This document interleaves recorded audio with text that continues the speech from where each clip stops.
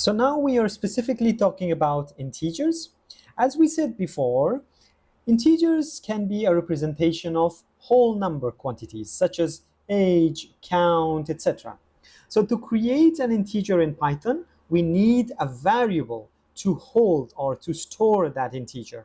Let's say age is equal to 30. So in this statement, we have assigned the value of 30 to the variable age. The integer value 30 has a name now. The name of this value is age. Or we can say that the variable age has a value now. The value is 30. And the mediator for this relationship is this operator, the equal or the assignment operator. We don't really call it equal operator, we call it assignment operator. Why? Because it takes and it assigns the value on the right to the variable on the left.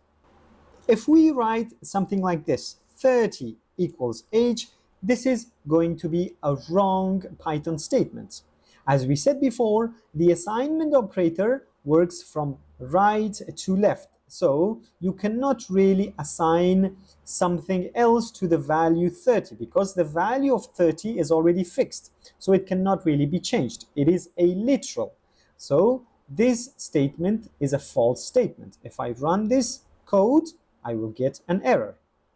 All right, let's go and remove this part of the code. And just to verify that the assignment of the variable has been successful, let's print the value of age.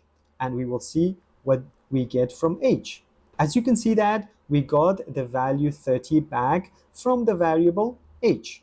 Once again, I want to repeat that the variable age's value 30 is a literal and has a representation, the digits 3 and 0. The age itself is a memory space inside of the computer that cannot be represented except through its value, which we can see in here.